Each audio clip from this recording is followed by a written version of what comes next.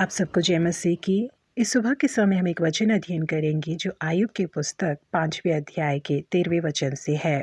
वह बुद्धिमानों को उनकी धूर्तता ही में फंसाता है और कुटिल लोगों की युक्ति दूर की जाती है। सन 1879 के दौरान डीएल मूडी बाल्टीमोर के एक सभा में प्रचार कर रहे थे और उस सभा में एक पत्रकार भी शामिल हुए थे इस मकसद से कि वो दुनिया को डीएल मूडी के बारे में बता सके, उन्हें गलत साबित कर सके कि वो प्रचार में जिन कहानियों को सुनाते हैं और उदाहरणों को पेश करते हैं वो पूरी तरह से गलत और झूठी हैं। अपने आदत के अनुसार डीएल मूडी ने अपने प्रचार के दौरान उस सच्ची घटना का वर्णन करना शुरू किया। उन्होंने कहा कि वो एक क्रिसमस का समय था और 3 लड़कियां एक दुकान के बाहर खड़ी हुई थी और उस दुकान के अंदर बहुत से कार्ड, लाइट्स और गुड़िया सजा रखे थे। बाहर खड़ी हुई 3 लड़कियों में से 2 लड़कियां अंदर की ओर झांक कर देखकर तीसरी लड़की को समझा रही थी कि अंदर क्या क्या लगा हुआ है। दुकान के अंदर से एक व्यक्ति इन सारी बातों को बहुत ही ध्यान से देख रहा था और सोच रहा था कि ये दोनों लड़कियां उस तीसरी लड़की को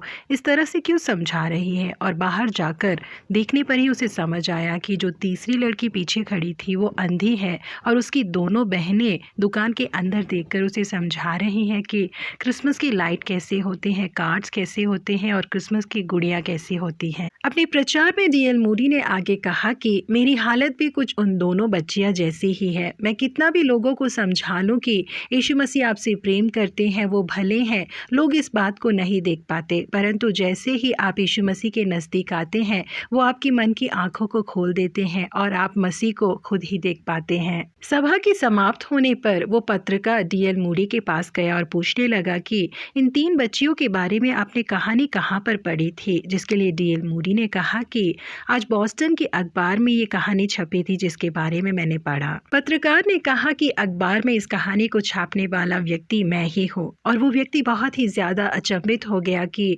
अखबार में छपी हुई छोटी सी कहानी को भी डीएल मूडी अपने प्रचार में कितनी बेहतरीन तरीके से इस्तेमाल करते हैं।